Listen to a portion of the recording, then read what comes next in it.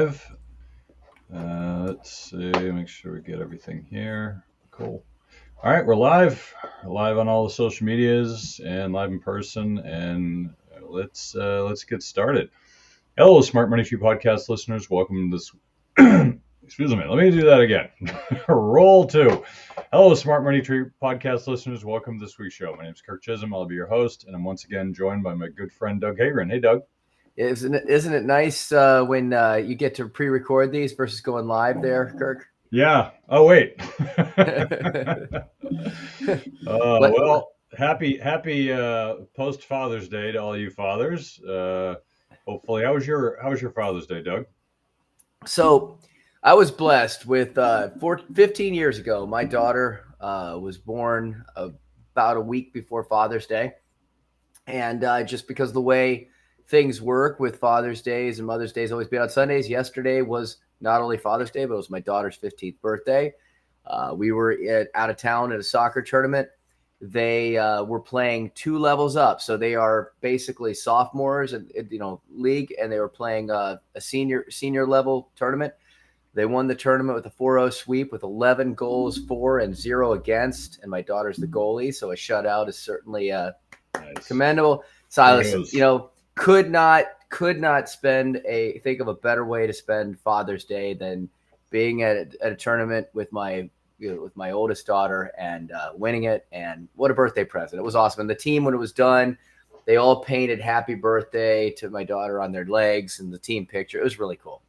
Awesome day. And I hope everybody else out there is able to enjoy the same little moments that, make being a parent so wonderful in so many different ways.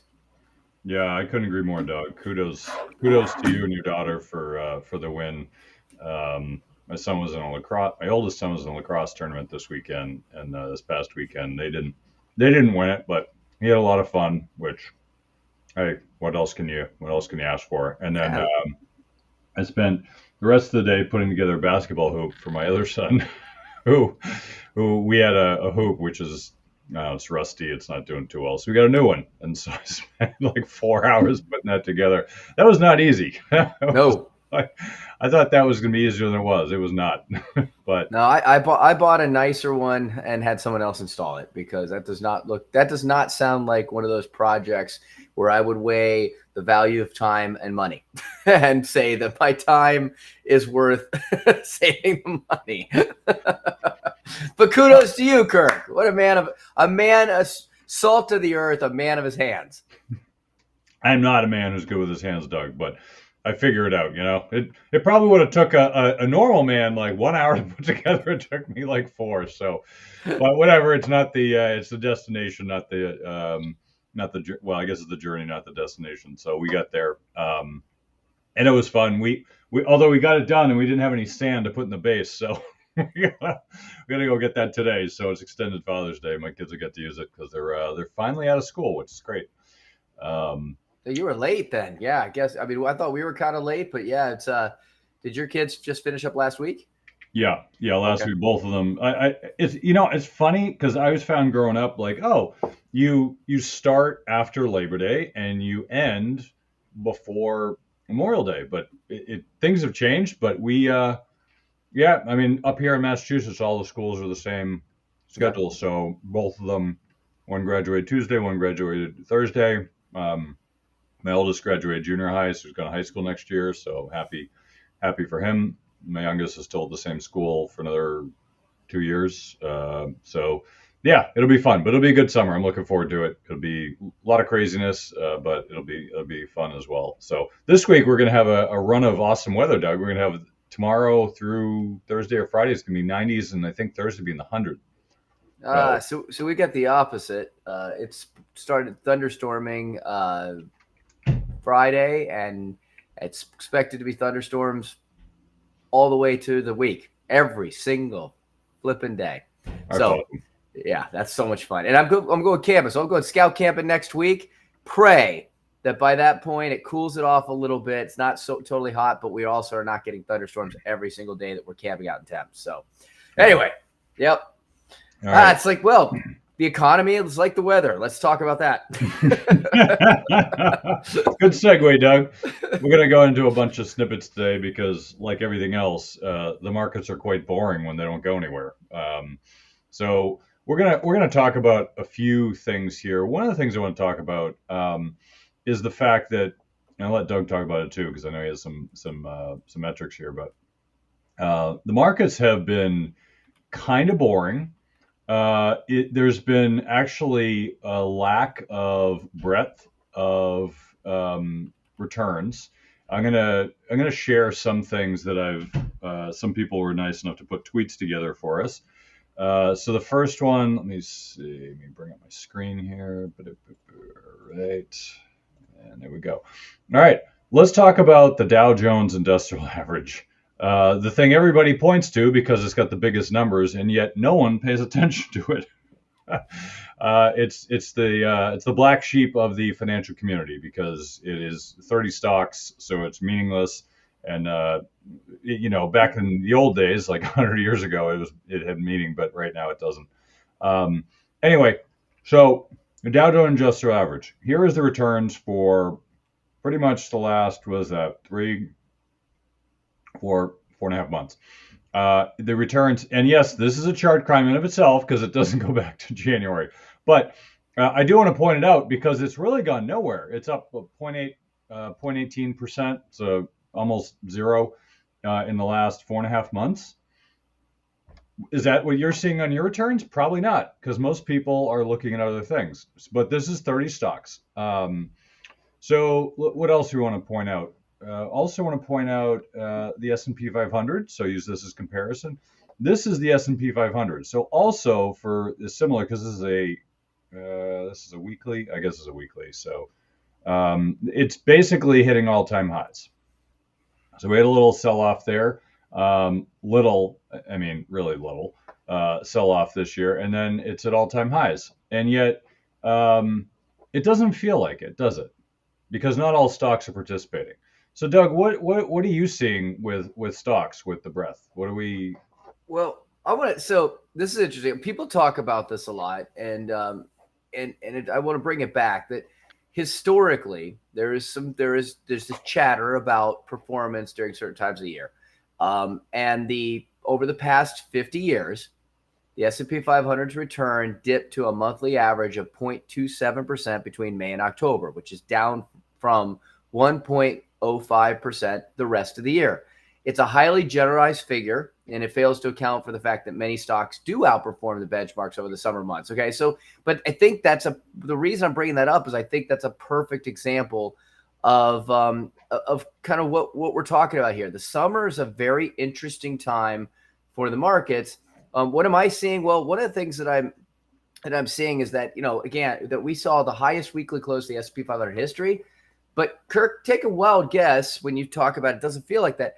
How many stocks in the entire New York Stock Exchange actually also closed at new 52-week highs? I don't know. How many, Doug? Take a wild guess on that one. 200? Well, it's not. It's 500 stocks. Got to be a lot of them, right?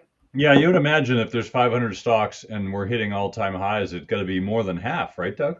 Yeah, that would be off by probably a couple hundred. So no, 12 stocks in the entire S&P 500 have closed at new 52-week highs. What have we been talking about for years is the S&P 500 is driven by the performance of a relatively few. It always has been. It's the way the algorithm or the metrics work. And once again, this is an example of, and I think it really plays into that generalization, right? Is that May to October tends to be a more subdued time.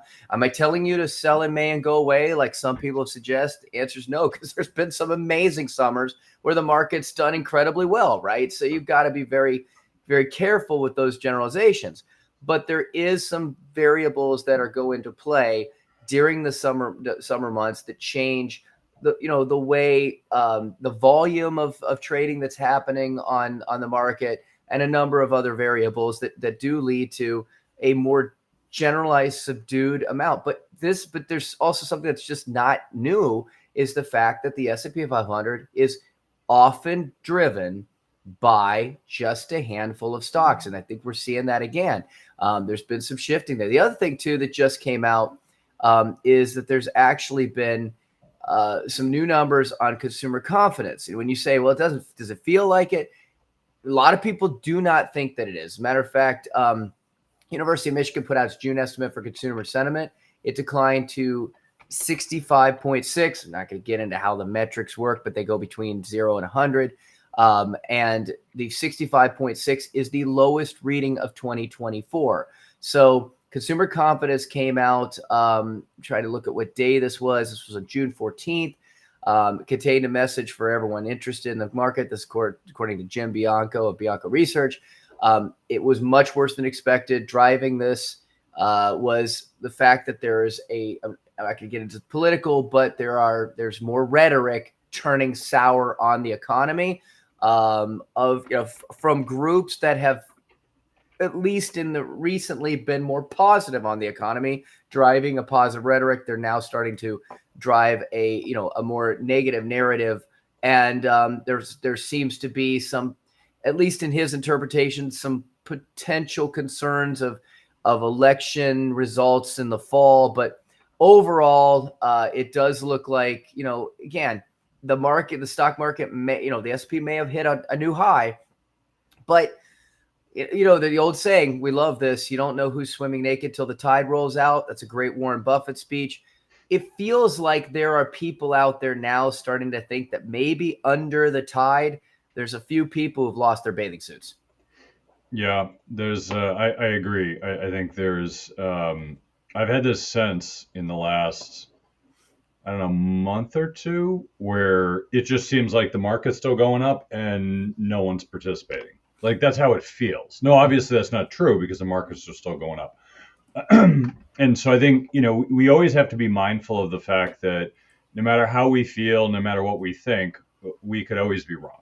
And the market is notorious for this, where things are irrational. As the saying goes, the markets can stay irrational longer than people can stay solvent.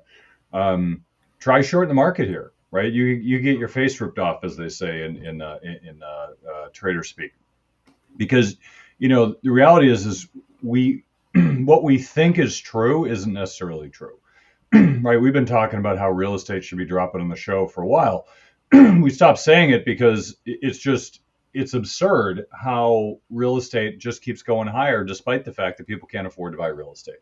Now, that being said, a lot fewer people are participating, right? Same thing here, right? As the markets go higher, I wouldn't say fewer people are participating, but fewer stocks are participating. 12 stocks are hitting all-time highs, and yet the market's hitting all-time highs. That's really weird, right? I'm gonna share some other themes because I think it's really important when we look at. We haven't done this in the show for a while, but when you look at comparisons, now here's Grant Hawkridge. Here's a tweet. Share this. So here's some things. So a lot of times, what you'll do if you want to see what a theme is you'll do comparisons or ratios. And so if you're doing like a Russell 1000 growth versus value, okay, that basically is, our index is a growth index versus value index. Well, what this is saying is that growth is outperforming value, right? And you can see here in the chart in the lower part, growth is outperforming. Well, we know that because those 12 stocks are growth stocks, and largely big tech. Even Apple's broken out from its, I think, year plus hiatus of growth.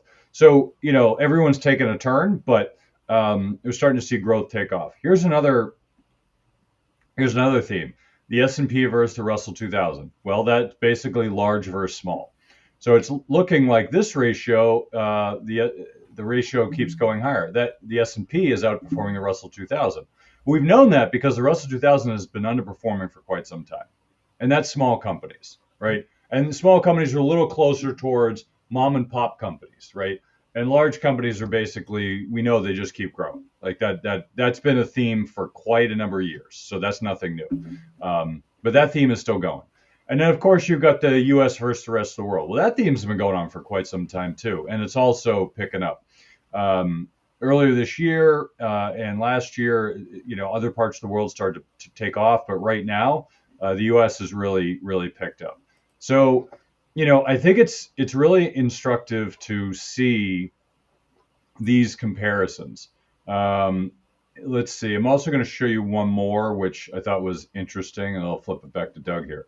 Um, so here's a tweet which had some charts here, which I thought was interesting as well, which shows the original Dow theory versus modern Dow theory. Now, I'm going to explain the Dow theory really quickly because probably most people haven't heard of it because it's an old theory. Now, the theory goes that if you're comparing Dow Jones Industrial versus Dow Jones Transports, right? So the industrials are companies that make things, transports are the companies that transport things, right? That's self-evident. Um, so typically they should confirm each other. The Dow Jones transports are moving stuff. You can make as much stuff you want, but if the moving stuff companies are declining, well, then that's a sign, right? They're not confirming each other, right? They should confirm each other in their movements, generally speaking.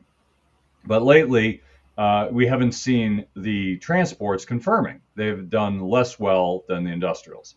Now, there's been this theory for a while, which is the original Dow theory doesn't work anymore. Now, I don't know why, because we still have to move stuff, right? You still have to ship stuff. We Um, still need to manufacture stuff, and industry is still behind everything.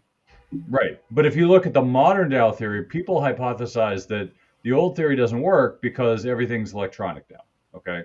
So what they're theorizing is that the semiconductors are the new confirmation. They're the new transports, if you will, which makes sense. Now, granted, we're still buying stuff, but you are getting a lot more digitally. So, okay, I can buy that there might be some validity behind that. So it's comparing the S&P to the semiconductors. Obviously, you can see they didn't they didn't use the Dow because the Dow is going sideways. So I would say maybe it's a chart crime a bit because we're not using the Dow, we're using the S&P, but I can't knock it too much because the S&P is a better metric anyway. So we're going to go with it for this. But basically, it's showing the semiconductors and the S&P. Well, maybe it's the semiconductors that are pushing the S&P. Could it be Nvidia? I don't know if it's the second largest company out there that is going like gangbusters that's pushing the index. It could be that. It could be just that one stock. So I don't know. When we look at things like that, I just point them out not to say that, oh, well, this is the way it is. I just point out because it's interesting, right? I don't go look at this and say, well, Dow theory says this. I look at it and say, well, here's another bit of data that shows something. Let me put it in the back of my head and say, all right, is this confirming or denying my thesis of what's going on? And that's how I think how you have to look at a lot of these things is you look at it as an aggregate, not specifically like this is the best thing since sliced bread. There is no such thing in the market. It doesn't exist. All you can do is you can look at an aggregation of a lot of data points and say, are all of these things adding up to things making sense or not making sense? If you're looking for one data point, which I know is how the human brain works, you're going to be disappointed because there isn't one. Even something that's right 90% of the time, it's not right 100% of the time. Now, you might say, well, that 10% of the time, what is correct during that 10%? That would be a valuable piece of information, right? So over the years, I've had a lot of clients, and I've always had a handful that are the indicator, they're the anti-indicator. So they always want to buy at the top, they always want to sell at the bottom. Almost to the day. It's a weird thing. Some people just have this, but it's a very valuable piece of information for me because I know when they come out and say I want to buy, I'm like, all right, time to sell, right? And that's a data point. So that's the best you can do is find as many data points you can and try to aggregate them and in your own mind help piece together the puzzle of the markets. What else is next, Doug? What's on the list? So one of the things I was taking a look here. I had a question. You pulled this one from Stansberry, and I kind of wanted to get your thoughts on this. Actually, returns, dear, since we are an election year, so there's certainly and one of the things that that Jim Bianco was talking about is, of course, that the consumer sentiment is part of what he was interpreting from the data was a shift in belief of who would be elected this fall, and that creating some change in sentiment. But I saw this post that you put from Stansbury about returns during Republican Democrat unified government control. Now, I know historically that it has generally been in this order where the stock market has performed the best. It has usually been a Democratic Democratic president with a Republican president with the Democratic Congress, I believe was number one, followed by a Democratic president with a Republican Congress at number two, all unified Democrat president Congress number three, and then all Republican number four. But this was some interesting data here that looks like it showed that the returns for a unified Democratic and Republican Congress, at least looking at the years that those have occurred, 13 years Republican, 34 years Democrat, it's showing that it is exactly the same return for both of them.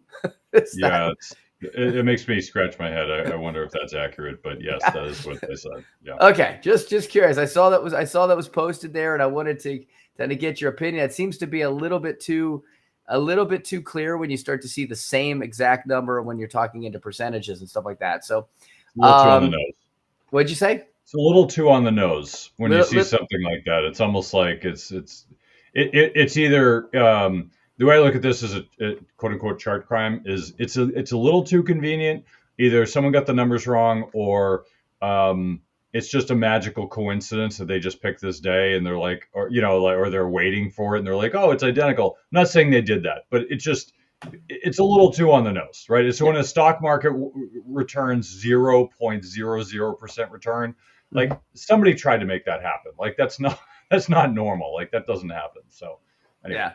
Well, the other thing I was going to talk about is you mentioned NVIDIA maybe being the two or three company. It's actually the three now because of a couple things. First of all, it's interesting because we had talked about this a couple months ago about the list of the largest companies by market cap. At the time, I believe Saudi Aramco had become the number one company in the market. It just tells you how volatile this is based on the movement of the markets.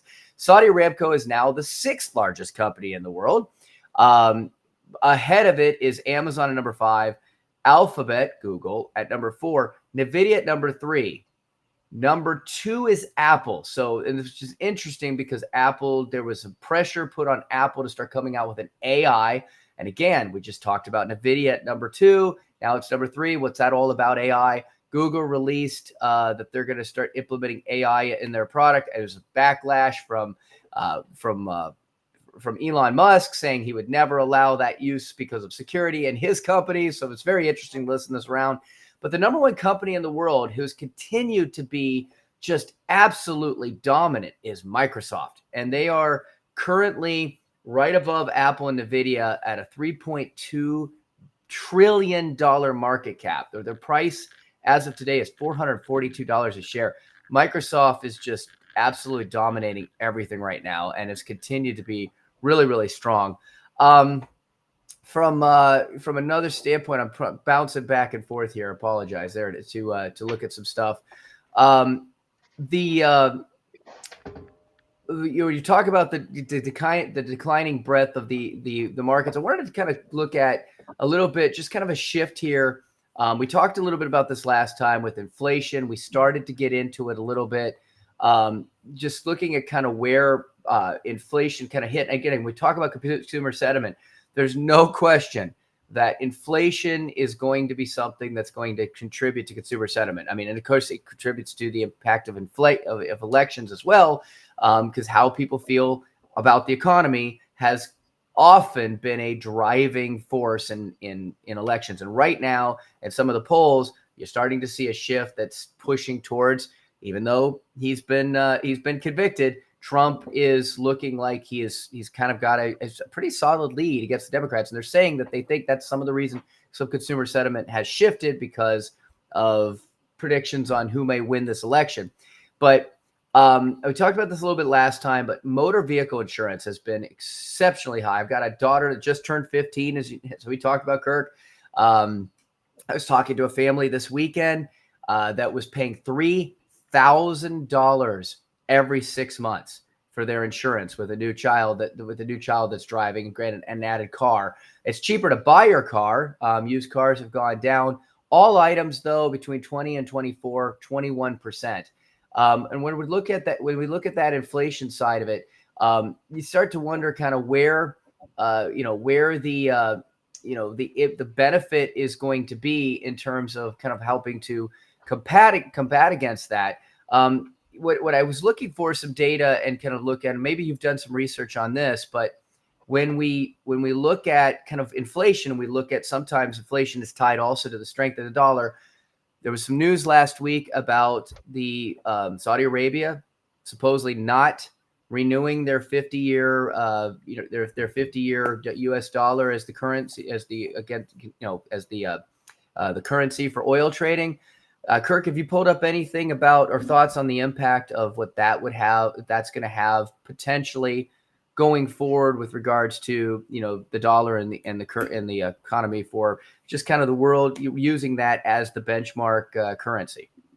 I don't know I have any charts, Doug, but I can tell you it's going to be a complete disaster if that happens. I mean, the U.S. dollar has been the global reserve currency for quite a number of decades, and when that changes, and it will change, right? It always does, right? If you look back in history, it's changed multiple times where certain countries have been the global reserve currency, and the U.S. has been for I don't know how many decades, but it's been quite a number of decades. And I'll tell you that if that happens, if you look what happened to England when England was a reserve currency and then it went off, it completely messed up their economy. And there's some good and bad parts. It's basically what it is power and control. If you really think about it, what it does is it gives the U.S. power and control. But it also requires that we carry a deficit or a debt, right? And so we can't be fiscally responsible with being a global reserve currency. Like long term, it just doesn't happen. It can, but it generally doesn't. And so we got ourselves into this bind where we have all this debt, and in large part because we're the global reserve currency, and you have to balance trade and you have to take out debt. There's a lot. It's a complicated thing, and I'm not going to go over it in the show, but it's really complicated. But the point is if you look at it historically, countries who've been the global reserve currency in the past have also carried a debt, and it's ruined their economy, especially when it comes off. We're not going to be able to sustain this. So I would gather probably in the next 10 years, we will no longer be the global reserve currency or some derivative thereof, right? Maybe it won't be completely, because going off completely right away is probably not going to happen. It'll be gradual. Just like, China gaining global control financially is also happening gradually. It doesn't happen instantly. So I'm not sure that the world is ready to go China being the global reserve currency, because a lot of things people just don't trust China, like just numbers and a lot of stuff, and it's not really a free market over there. So I'm not going to say they're going to be it. I think it would be more of a aggregation of different countries. I think that would be more logically the better solution. So one country doesn't take all the burden, but also spreads out the power. So maybe that's a good thing too. Either way, point being is it's going to change. It's going to change a lot. And we're not going to like it. I'm just going to tell you that. We are definitely not going to like it.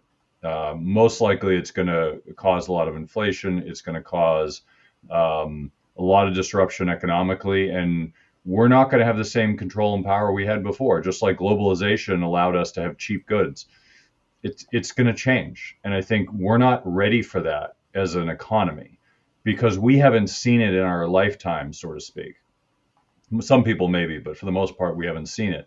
So we don't know how that's going to react. We can look at history, we can guess, but we really don't know, because our economy, like anything, any big change, if we're not prepared for it, that's the problem. It's not the fact that, it happens. It's the fact that we're not prepared for it. Just like right now with higher inflation. People aren't ready for it. Like, people don't understand, why is the market still going up? Why is real estate still going up? Why are these things happening? It happened in the 70s, mass confusion. People don't understand cause and effect, because the underlying numbers have changed, or the factors have changed, and we haven't experienced those factors before, so we don't know what the outcome is going to be. So all you can really do is just prepare for more confusion. That's all you can really do, is just be more agile in your thinking and say, okay, I understand things are gonna be different. I don't understand that exactly how, but I should be more agile in my thinking and accept the fact that cause and effect will operate differently now than it did before. And I think that's really the best you can do, is just be more agile. Um, I do want to quickly pivot back to a few charts and hand it back to Doug here. So there's a few here that I want to go over, which is getting back to the indexes. In this kind of gets into moving averages. So if you're going to look at moving averages, and for those of you who don't know what a moving average is, a moving average is basically it shows how many if you look at the 50-day moving average in the case of this, right? So it basically shows that you see the stock charts going up and down, up and down. Well, there's a moving average, which basically smooths out for 50 days, where the price is. So it tends to have a similar shape as the indexes, right? If the index are going up, it goes up. The index are going down, it goes down. But there's usually a crossover, and there's a lot of this that gets into the technical trading, which I'm not going to get too far down the rabbit hole. But basically, it's a part of technical trading that people follow, and it's actually a pretty standardized one that most people look at. Now, when the moving averages are going up, that's a good thing. When they're going down, it's not a good thing. But when you have the number of stocks above or below, so each stock in the S&P also has its own moving average, right? You have the S&P has it. But when you have the number of stocks below, so if you have stocks that are below the 50-day moving average, that's bearish generally. Stocks that are above are bullish generally, right? But when you have currently let's see, the S&P 600, S&P 400, and S&P 500. So you have pretty much every single one of them have more than or less than 50% above their moving averages. So what basically you're saying is most stocks are bearish. Only 36% above for the S&P 600, 39% above on basically S&P 400, and the S&P 500 only 44%. That's, if you look at the chart here that we're sharing, you'll see that it's definitely more of a bearish tone. It's not the worst thing in the world. We've definitely seen worse, but it's not a good sign. If you look at comparison of sectors, the S&P, looking at the S&P 500 sectors. So the tech sector, including AI, is doing really well this year. Every other sector is down, according to this. If you compare well, maybe not all of them. It's not all the sectors, but it's communications, IT, hardware, software, and semis. This is just tech. So within tech, everything's down except for semiconductors. So semiconductors are blowing it out. I mean, they're up 48% as a sector, and every other sector is down. So just be mindful. Even within tech, you're not seeing uniformity. You're basically seeing semis, i.e., NVIDIA, because NVIDIA is such a large part of that's taking a large part of that gain. If you look at this one, this is basically, I wouldn't say it's a chart crime, but I just thought it was an interesting. It's interesting how people pull data. It's like I've never been into this with sports, where you get some people that are statisticians. Like I had a guy in sixth grade. He was, he didn't learn anything in school, but he remembered every single person's batting average back like 60 years. I mean, he knew everything when it came to sports. When it came to school, he wasn't very smart, but he was really into the stats, right? And so kudos to him. But if you look at this, basically it's looking at the S&P's on track for new highs, except more NYSE issues hitting 52-week lows than highs. More NYSE issues are declining than advancing, and the volume is flowing into losers than winners. Those aren't good signs, and yet we're at all-time highs. Over the past 60 years, it's only happened a few times. It happened in 95. It happened in 99. It happened in 22. We're seeing a lot of correlation here. These aren't good correlations, Doug. Of course, correlation is not causation. So anyway, I wanted to point those out. Just some interesting facts that kind of support the thesis that maybe you ought to be cautious right now rather than rather than taking a lot of risk. You're up, Doug. You shared a few funny memes here. What's on your plate? Bouncing around from here to there. I think I think I would stick, since you're talking about obviously the technology and artificial intelligence. It's driving absolutely everything. So if you look at kind of the last thing I posted, right there, it's got a picture of basically. Looks like the warlord, Nvidia overlooking his people out there. The peasants out on the field. Right now, like you said, technology.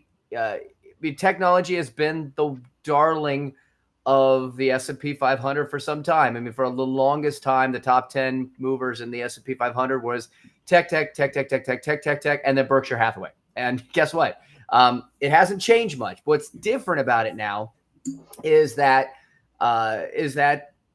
you're not seeing the same just kind of growth laden tech in general driving the market that it was. Now it's all about AI. Apple, actually, if you look at those, if you go back to what you were talking about, a couple minutes ago, with how many of these companies in the tech sector were generally below their 50-day moving average. Well, one of those companies was Apple until last week, and all it took was a pop of them coming out with Apple Intelligence or revamping Siri. And actually, it's really funny because somebody posted a meme that I didn't put up there, where basically they said that Apple is redoing Siri because of Larry David and Curb Your Enthusiasm. And I don't know if anybody watches it, but he did an episode in the last, I think it was this past season, where he basically, for 10 minutes in the episode, he's screaming into his phone, trying to get Siri to understand what the heck he wants Siri to do. It's so they're basically correlating that Apple has decided to implement and redesign Siri because of Larry David. But Apple is, but AI is driving everything. What's interesting, and I saw this, I'm trying to pull up an article here, but I saw something a couple of days ago. So I'm just going to talk at the high level on this, and we'll see if we can find some more about it. But one thing that CIOs across the industry, so CIOs is Chief Investment Officers, not to use acronyms that people miss on, but they're basically the people that drive the technology planning within companies. The majority of CIOs have come out and they've actually stated that the implementation of AI, they are struggling to find a way to quantify a return on that investment. In other words, it's popular right now. It's the wave. Everybody's talking AI. It's hot. It's incredible. First of all, it's incredibly expensive to implement it, and that's why NVIDIA is doing incredibly well in their stock. But second of all, it's once you do implement it, where is the revenue stream for the value that's going to come from implementing? So I'm going to try to find some more data on this for a future conversation, Kirk, but it was a rather tempered and yet almost bearish kind of sentiment from CIOs about really where this is going and how this is actually going to be of value to the bottom line of companies. The other thing that I want to jump back to, because I just kind of found some things on it, is some memes on inflation. Again, we keep talking about that, over and over. But there's a video that we found on it. We can look at that for another time. But if your parents made $80,000 in the 90s, and I did not fact check the math on this, but it's basically saying you'd have to make $240,000 in 2024 to have the same life. Now, my guess is that $80,000 in the 90s is probably $80,000 as of 1990, probably maybe not by 1999, but still, that is a 3x change on the amount of money that you have to have the same quality of life. And if you look at kind of where inflation has been and why we've got to the point where housing prices have gotten to where they are, to where everything has really expanded. We really did have an incredibly comfortable inflation outlook for a long time. that we're now feeling a difference of. So they went through Resi Club. I guess that stands for res real estate. I'm not sure. They show a house in their logo, so I'm not sure if their focus is residential real estate. But the source is the Bureau of Labor Statistics, so coming from government wrappers. But what they were looking at as from the 1990s versus the 2000s versus 2010 through 2020s, the most subdued inflationary period was the 2010s. So 2010 to 2020, which I don't think, based on if you've listened to us, is anybody's going to argue with. We had, just incredible amount of cheap everything for that period of time, which is part of what's driven today. That's that pendulum swing. If you go back and look at before this decade, the worst was actually the 1990s. So again, going back to the other graphic where you said, hey, there's what you could make in the 1990s, or you'd have to spend the 1990s versus today. The 90s drove a massive amount of inflation during that period. It was a 33.7% in consumer price index change. Well, we are already, we're only halfway through. We're only 4 years, but roughly halfway through the 2020s, and we're outpacing the last 4 decades prior to that. And we're with a 21% consumer price index. Again, is this a surprise to anybody? Absolutely not. But when you start to take a look at, kind of how that relates to, the previous decades. Now, I would love to have seen the 80s and 70s in this chart, so we could say there's definitely a little bit of a chart crime to compare kind of how we feel now compared to what people were feeling back in those decades. I would love to see, because we talked about this before. Are we feeling, is this a little bit like the 70s and stagflation? Is it a little bit like the 80s? 80s were great. If you had assets, you could get 18%, to 20% cash on your money. Nothing, even now, you can't get that kind of return on cash. So I'd love to see that comparison back to the 70s and 80s. Unfortunately, they crimed us there and didn't show that.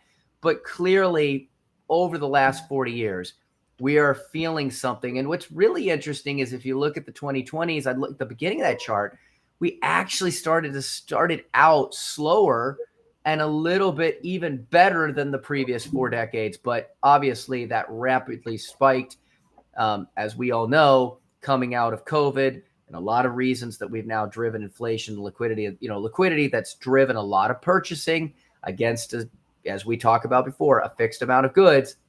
Inflation is what it is, and it's now it's going to be with us here to stay. I don't think we're going to be settling in. So yeah, no, I couldn't agree more, Doug. And getting back to the chart crime of this chart, obviously it doesn't show the 70s or the 80s, which were higher. And so anytime I see these, I always laugh, because when they're missing something, it's because it doesn't line up with what the narrative. With the narrative. Exactly. Charts are a narrative, right? You could do a video, you could do text, you could do audio like we do, or you could do a chart, right? You could do visual. This is a narrative. And the narrative is, hey, look how high inflation is. Okay, what about the 70s and 80s? It probably isn't going to line up with the narrative they're trying to pitch. Because the 70s and 80s definitely were higher. But if you do look at this, what is interesting, even if you had that, right? What you'll see that starting from the top, the highest lines, that starts in the 90s and the 2000s and 10s, and it's basically, it goes down each decade. But what'll be interesting about the 80s, the 70s and the 80s is because the peak was really like 80, 81. So it's really at the turn of the decade. So I'd actually be curious to see if somebody did that. It'd be interesting chart to see for sure. I want to show one more, if you don't mind, and I think it's hysterical. Is the lady with the shopping cart? Yeah. A woman with $20 of groceries before going home to her $15,000 house. So this is basically saying that the actual mean price of a home in 1980 was $50,000, and I can concur that. The house that we bought previously, we bought a house in 2012. The people that we bought it from had previously, they were the second owners, and they had bought their house in the late 70s for like $70,000. So it's incredible to see what happened there. We did not pay $70,000 for that house. I think it was worth over $400,000. So the actual mean price of a home in 1980, 50,000. The average salary, 12,500. Inflation rate. So this is giving you a little bit more of a taste of what it was back then, 14%. Unemployment rate, 8%. Mortgage rate, 13%. For those of you that are complaining about a 7 or an 8, a reminder, this is actually much closer to norm than what you've been tasting for the last 15 years. But it said, I love this. The woman with $20 of groceries going home to her $15,000 house in the 1980s. Now, let me tell you what I find funny about this. I look at that shopping cart and I think, and of course, the next 3 generations are already dead from the diet. Yeah. Hawaiian Punch. You see how big that can is of Hawaiian I love Punch? that. Yep, the grape Hawaiian Punch, Schweppes ginger ale. You've got the white rice in there. You've got the white cornflakes. You've got the old Hostess Suzy Q's, which were made with the best of trans fats. Then you look at the Mueller's white seashells. Basically, this is the American diet wrapped up into one picture. White flour-based white grain and sugary drinks. But God Doug, that was the base. God bless America. but that was the base of the food pyramid, Doug. You had to have a lot of grains in your diet for the food pyramid. I mean, this woman's obviously doing a good job for the 1980s, which whatever. I agree that this picture is funny on so many levels. I mean, you look at the dress, like this is very 1980s, like how she was dressed, and like the shopping cart full of stuff. Like if you think about it, this actually isn't too far removed from, I would say, 2019, prior to COVID, or that's when inflation started to pick up. If you look at before, actually, no, I'm sorry. This would have been prior 2008. So prior to 2008, I remember my wife and I used to go out to eat all the time, and we'd go to the same restaurant, and we'd get similar things, and it was just our weekly thing. And at one point after 2008, they started to shrink the meal sizes. Before that, it was like, how much food can we shove on your plate to make it look abundant? Like, oh, we got to give you more. And it was always more food, more of this, more of that. And it was always this like, the more, the better. And then it started to shrink after 2008. And we started talking to them. We're like, wow, you guys, like, this is a smaller meal. I mean, it was, it's still fine, but I'm like, what happened? They're like, well, the economics are such that we're struggling, so we got to shrink the food sizes. I'm like, okay, that's fine. And it kept shrinking. The quality kept shrinking, and and then that kind of stagnated for a while. And then after COVID, it started to happen again. So the restaurants obviously struggled, and so what started to happen was we started to see that I'm a creature of habit, so I tend to go to the same places. When I see things happening, I can pair it against itself. So people kind of stayed static for like the first year or so after COVID, and then like the second year was like, all right, we're going to shrink the meal size a little bit, right? And I would get like a quinoa bowl or something, so it was like a certain size. It would shrink. I'm like, oh, that seems a little smaller. Then they started substituting. So they started substituting the more expensive foods for some cheaper foods, and they would do less of them. And then the meats were smaller, and it would just keep shrinking. And now I go there, it's like, holy crap! Like I'm basically getting quinoa with a few pieces of broccoli and a really small piece of chicken. Like, what am I? I'm just basically buying quinoa. Like what? Yeah. And not only that, but the prices have gone up a lot. Like the prices have doubled from where it used to be. And so it's just, I find this amazing because this is the hidden tax. So if you want to know, like, oh, taxes are going up. No, they're not. Inflation's going up. It's the hidden tax. It's the tax that very few people are aware of. Even if you're aware of it superficially, you're not really paying attention to it, but you feel it in your pocketbook or your wallet, right? You feel it because it's a hidden tax. The government doesn't need to tax you anymore. They don't. All they need to do is just keep spending your money, spending more than they're making, and they just keep taking on debt, and inflation keeps going up, and that's a tax. And that's why this $20 carriage full of groceries, which the quality is very poor, as Doug and I point out, but this carriage full of groceries for $20 would probably now cost about, I don't know, $400. Easily. I mean, it's crazy.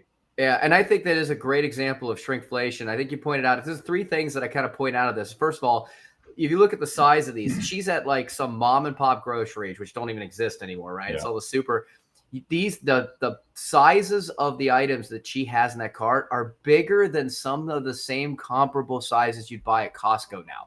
Like that Maxwell House, that's a Costco size can. You can't find that at the grocery anymore. They're this big. So there's a couple things that come to mind when you think about this. First of all, I think you talked about the quinoa. I think part of inflation is just Americans getting more diligent about their diet, right? When people used to joke about whole paycheck because Americans started to actually think about the ingredients of their food.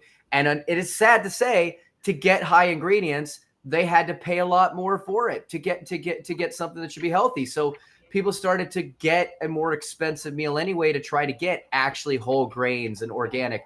The second thing is you think about the shrinkflation. Is that not only that, not is it more expensive for what you get, now you got to go back to the grocery over and over. So you're shopping more and more. So that same cart would be 400, but you'd get less for it. So now you're doing that 400 times 3 because how many times you got to go back. And the last thing, and this is something I really want people to think about. This is where it really is almost a conflict of interest. Now, maybe not so much with the federal government, but definitely with state governments and in other areas, because with inflation and maybe a little federal, inflation does drive up wages to a degree. Now, are they comparable to the pricing? Not exactly, but wages go up. But also pricing goes up. And we have governments that tax on inflation, tax on income, and we have governments that tax on sales. So if you think about this, there is actually again, I'm not saying it's an actively conscientious thought through these think tanks, but you never know with the government. But the higher inflation is, the higher wages, it creates more tax revenue, both at the state level with sales taxes, also at the federal level and state levels with income taxes. So from a revenue standpoint, this actually has a benefit to governments to see you paying more, because it means you're earning more and it means you're paying more in taxes. So yeah, something to think about. Food for thought. Yeah, let's wrap it up here in the interest of time here, Doug. You want to give final thoughts and we'll wrap it up. I had one more thing I wanted to discuss. Actually, I'll just do that. Yeah, go ahead. Throw it out there. You haven't got a second. Let's see. Where was it? Oh, so your point about inflation and the government. Here's something to keep in mind. The government doesn't have inflation. We have inflation. Here's why. Inflation starts with the printing of money, right? The printing of money, which basically is given to the government through debt, right? So the government basically borrows money and then uses it. So they borrow money. So let's say we have $100 in circulation and the government borrows $100. Well, now there's $200. We double the money supply. The government can spend that. But when they spend it, that's when inflation happens. Before that, it doesn't exist, right? There's only $100. So even if they printed another $100, it doesn't exist because no one's using it, right? So it's like it doesn't exist in the economy. As soon as they spend it, it doubles the money supply. So now your $1 is worth 50 cents because now there's $200 instead of 100. So effectively, the government doesn't participate in inflation. We do. So when it's printed, immediately inflation happens according to the definitions, right? It happens. And then now we participate. So the closer you are to the government teat, right? If the government's giving you money, you participate in inflation a lot less than somebody who's 2, 3, 4 people down the line. So the closer you are to the government teat, the less inflation that you participate in. I know this is a little heady conversation for a Monday, but just understand that the further you are away from the government teat, the more inflation will impact you. And so the people who are getting on welfare, people who are getting Social Security, anyone who's getting money from the government, you have less inflation technically than everyone else. So anyway, Doug, wrap it up here, and we'll head it home. Yeah, fantastic point there. So inflation, it's affecting everybody, and if you have kids like I do, I'm thinking very heavily about the next 4 years, and I've got to have one, kid in college, and then I'm going to have another kid in college. And if you're basically my generation, we're all facing that. And if we're talking about inflation, we are talking about real concerns over the price of college. This is no joke. There is $3 to $4 trillion of student debt out there. An average of about $35,000 per family or per student out there figuring out how to pay on debt. 35,000 as an average is actually not that much, because our families out there with several $100,000. Don't let this be you. I see these chat sites out there, people trying to figure out, how do I get more money? It starts with understanding how to get a good academic degree with a return on investment. Secondly, it's about how to make sure that your student gets there and graduates on time in 4 years and actually enjoys their time there. That's the social side. And the last is finding where you can get the discount. There are seller schools and buyer schools. Buyer schools are going to make you pay more. They are marketing to make you more expensive and to make you pay full price. And most people do because of the belief on that return investment. Seller schools are out there willing to give discounts if you know how to get the money. And ultimately, if you have a plan to get a great education at less money and a plan to pay for it, you can save hundreds of thousands of dollars and have a better outcome. If that's important to you, do the research, get the information. Maybe it's from us. Check out our website, mergentcollegeadvisors.com. That's MERGENT, MERGENT, mergentcollegeadvisors.com. Start by getting some free information. And again, if you have any questions, we'd be happy to talk to you. Great. Well, thanks for joining us this week, Doug. Always wonderful to connect on a Monday here. And that's the show for this week. Thank you again for joining us, Money Tree Investing Podcast. My name is Kirk Chisholm, Wealth Manager of Innovative Advisor Group. We don't just manage your wealth, we make your life better. You can find more about me at innovativewealth.com. And of course, you can find me every week here in the show. Please remember to subscribe to the podcast and the podcast app of your choosing. You can also check out the show at moneytreepodcast.com. You'll have access to the show notes, resources, and the archive shows. Now we're on YouTube. Please check out our YouTube channel. When you're there, please subscribe and leave a comment. Lastly, please leave a short rating and comment on the podcast app of your choice. Oh, and don't forget, do your own research. This show is for informational use only. We're not telling you what to think, merely how to think about investing. We're also not selling any products or services, so do not consider this advice. If you have any problems with the show, I blame Putin. Please send an email, express your feelings. If you're seeking financial advice, talk to an oracle or a fortune teller, or maybe just a licensed financial advisor. I'm one, but as I said earlier, I'm not selling anything. But I'm easy to find. Have a great week ahead, and remember, no one will care about your money like you do. So invest.